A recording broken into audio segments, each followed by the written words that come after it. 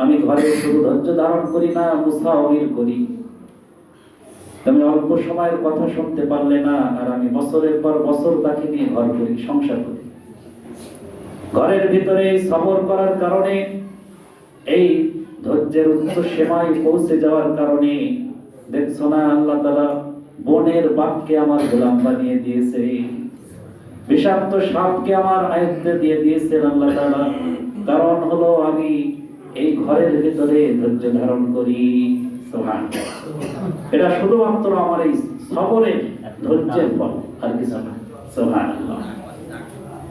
এজন্য আপনি এক ক্ষেত্রে এক জায়গায় ধৈর্য ধারণ করবেন, দেখবেন অন্য জায়গায় অনেক ফল পাবে।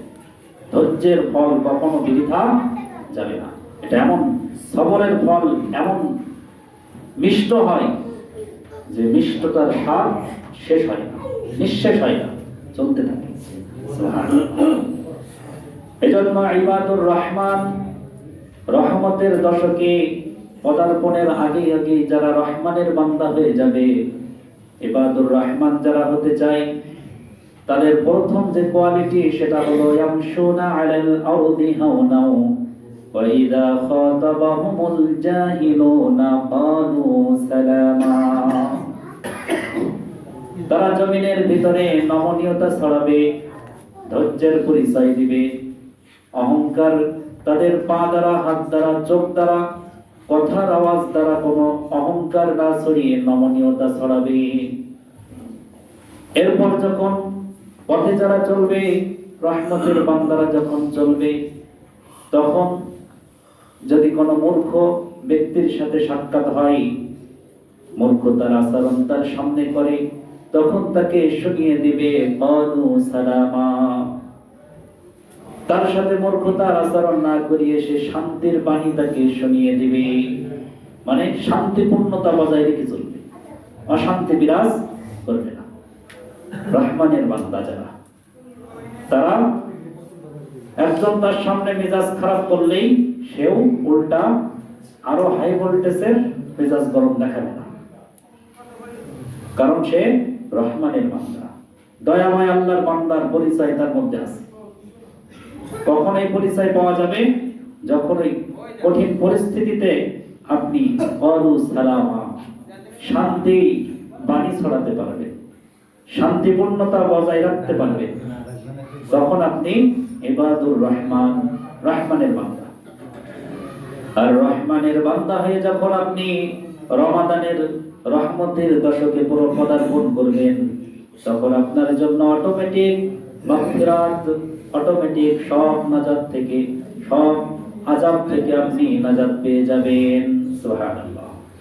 এজন্য রহমতের দশকে রহমানের বান্দা হওয়াই সবচেয়ে শ্রেষ্ঠ কোয়ালিটি।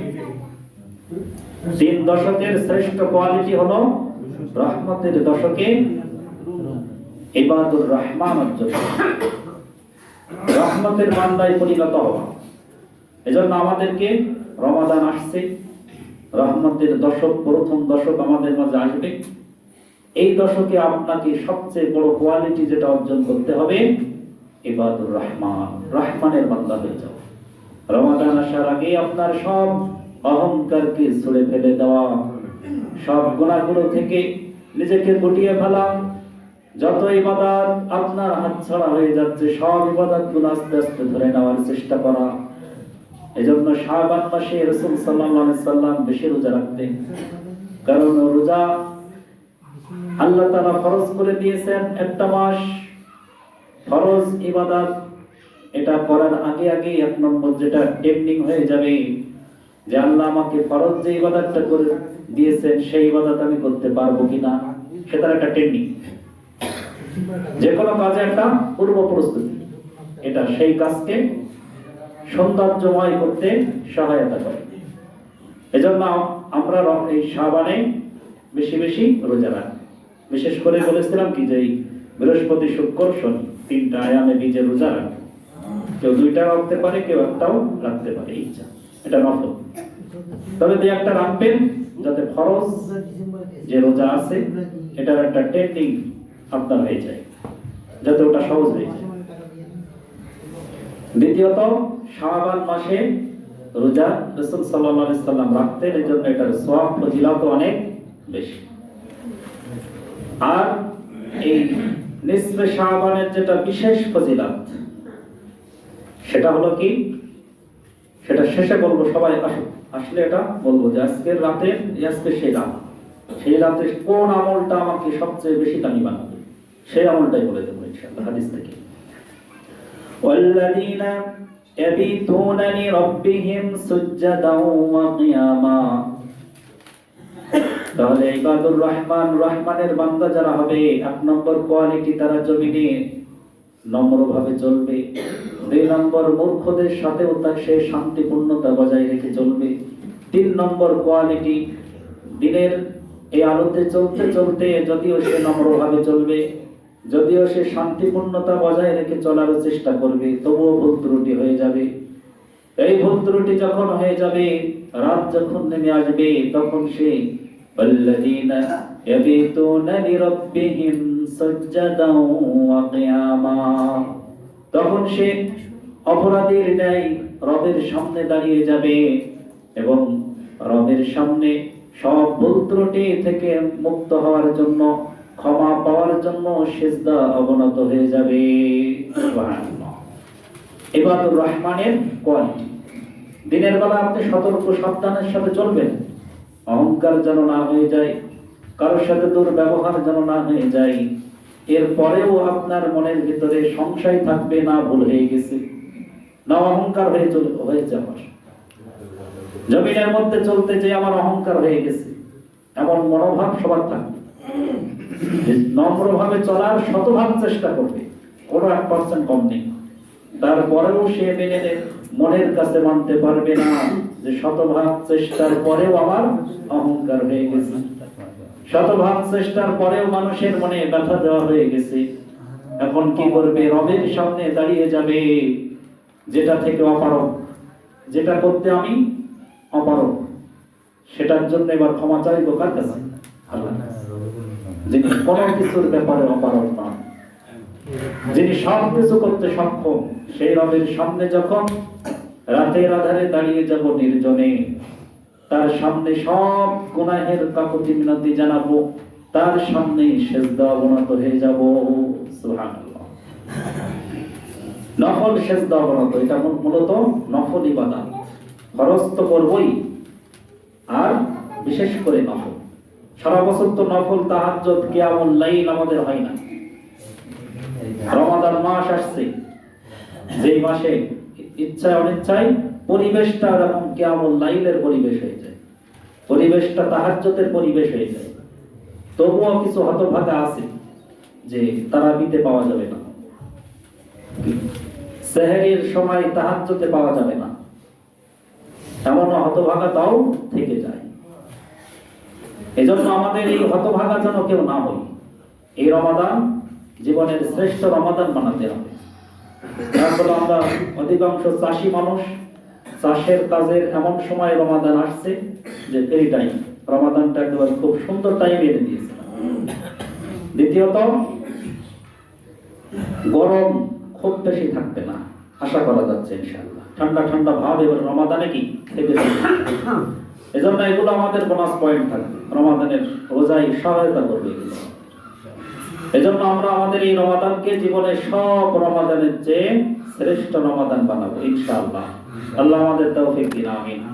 নিয়ত করতে হবে যে শেষ পর্যন্ত যেন তারাবি কোনোদিন মিস না যায়, শেষ পর্যন্ত ইমামের পিছনে থাকবে। হাদিসে আসছে যে শেষ পর্যন্ত যে ব্যক্তি ইমামের শেষ পর্যন্ত কিয়ামুল লাইল আদায় করবে, তারাবিকে বলা হয় কিয়ামুল লাইল, রাতের দাঁড়িয়ে ইবাদত, দণ্ডায়মান ইবাদত। যে ইমামের সাথে শেষ পর্যন্ত থাকলো সে যেন সারা রাত দাঁড়িয়ে ইবাদত করবে। সুবহানাল্লাহ। এজন্য রমাদানে আমরা শেষ পর্যন্ত থাকবো তারাবিতে ইনশাআল্লাহ, তাহলে সারা রাত, এক মাস সারা রাত কিয়ামুল লাইল করার সওয়াব পেয়ে যাবেন। সুবহানাল্লাহ। আর রমাদানে স্পেশাল ফজিলত কি? যে নফল ইবাদতকে ফরজের সমান করে দেওয়া হয়েছে। তারাবি নফল, কিন্তু আমি রমাদানে দাঁড়ানোর কারণে ওটা সারা রাত ফরজের সমতুল্য মর্যাদার ইবাদত পেয়ে যাব। সুবহানাল্লাহ। তাহলে এটা আমাদের আরো কাজে আসতে পারে যে জীবনের সব কাজা নামাজ এগুলোর কাফারার একটা ওসিলা হতে পারে এটা, যে আপনি জীবনে কত নামাজ কাজা করেছেন হিসাব করতে পারবেন, আর ওর শাস্তি যদি শুরু হয় তা শাস্তিও ভোগ করতে পারবেন, শাস্তি ভোগ করেও শেষ হবে না, আপনি হিসাব করেও শেষ করতে পারবেন। এই জন্য সেটা যদি এই রমাদানে একটু কষ্ট করে একটা মাস কষ্ট করে যদি সেটার একটু মাপ পেতে পারেন, তাহলে সেটাই আপনার জীবনের এই পৃথিবীর সব অর্জনের চেয়ে এটা বড় অর্জন। আমরা জানো এই রমাদান ইবাদুর রহমান দয়াময় বান্দা হতে হলে অন্ধকারে নির্জনে আল্লাহর সামনে দাঁড়ানো না, আসামির নাই, 20 টাকা পার কিসের নাই, আসামির নাই, 180 টাকা নত হই সেজদা অবনত হব, তার সামনে দাঁড়িয়ে যাব। শবে মেরাজে রাসূল সাল্লাল্লাহু আলাইহি সাল্লাম যখন আসমানে গিয়েছেন, দেখে অগণিত ফেরেশতা শুধু দণ্ডায়মান হয়ে আছে। জিবরিল আলাইহিস সালাম বললেন যে এরা শুধু এখন দাঁড়িয়েছে তা না, এরা সৃষ্টি থেকেই এরকম দাঁড়িয়ে। সুবহানাল্লাহ। এরা সৃষ্টি থেকেই আল্লাহর মাহাত্ম্য দেখে এরা এমন মত্ত হয়ে গেছে, আশ্চর্যান্বিত হয়ে গেছে যে দাঁড়িয়েছে, এর থেকে অন্যদিকে খেয়াল করবে আর এই বসে দেখবে। এরা কিয়ামত পর্যন্ত শুধু এইভাবেই থাকবে। সুবহানাল্লাহ। কারণ এরা আসমানের উপরে আল্লাহর মাহাত্ম্য দেখেছে। এরপর আরো অগণিত ফেরেশতা তাকে সেজদা রুকু অবনত হয়ে আছে, শুধু রুকুতেই। বলে এরা জন্ম থেকে শুধু এই রুকুতেই আছে, এরা আর কখনো উঠবে না। এদের এই হুঁশ নেই যে আল্লাহর মাহাত্ম্য দেখে যে রুকুতে চলে গেছে, রুকু থেকে উঠতে হবে এই হুঁশ আর নেই এদের। সুবহানাল্লাহ। আল্লাহর কি মাহাত্ম্য তারা অনুধাবন করেছে। কেউ সেজদা অবনত হয়ে আছে, কেউ বৈঠকে বসে আছে। মানে নামাজে আমরা যা করি এরকম সব দৃশ্য আসমানে এক এক দল ফেরেশতা এক এক নামাজের এক এক স্টেশনে তারা আছে এভাবে। সুবহানাল্লাহ। এবং তারা কিয়ামত পর্যন্ত এভাবেই থাকবে। আল্লাহর মাহাত্ম্য এরা অনুধাবন করতে পেরেছে। এজন্য আমরা এই রমাদানে আমাদের একটু অলসতা ঝেড়ে আমরা সবাই যদি চেষ্টা করি এই রমাদানকে আমাদের জীবনের শ্রেষ্ঠ রমাদান বানাবো, ইনশাআল্লাহ আল্লাহ আমাদের অবশ্যই তৌফিক দিবেন। রমাদানের আগেই দেখেন কত লোক মারা যাচ্ছে। গত বছর এই গ্রামে ছিল, তারা আজকে নাই।